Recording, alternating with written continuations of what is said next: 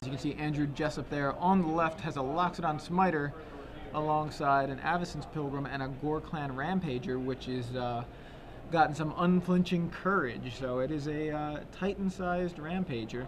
On the other side of the board, we've got Peter Ingram with a Flint Hoof Boar, a Voice of Resurgence, and a Brian Kibler. Right. So their decks are pretty much the mirror. What we see is the difference between their two decks is that Peter Ingram is playing a little bit of a higher end.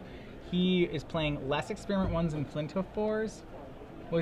He's playing Experiment Ones, which Jessop is not playing.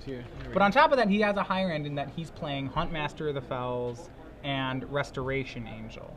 So he has just a couple more.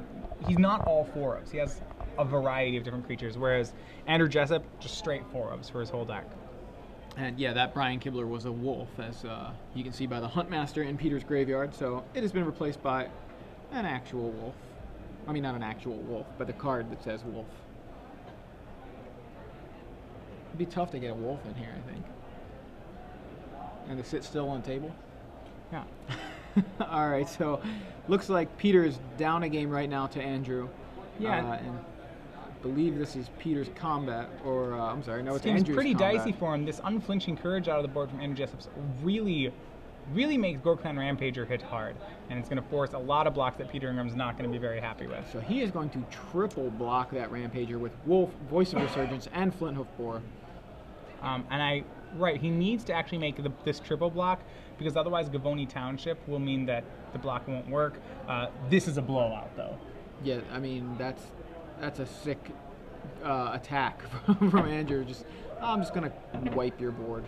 Right, so we see what should be a game-ending play, or close to it. And yeah, Andrew actually doesn't lose his unflinching courage or Gore Clan Rampager. Originally, the trade was going to be about a 2-for-2. 3 creatures would have died on the block. We would have gotten an elemental token. A creature and an aura would have died on the attack. It would have been pretty fair. But now it's 1 card in his hand for Peter Ingram's whole board. It's a 3-for-1. Right. Yeah. Peter left with just an elemental token. And it's a 1/1, and Peter's going to shock him. He shocks himself. Shows 2 more lands. Andrew Jessop handily wins the second. Yeah, that wasn't much of a game, unfortunately, but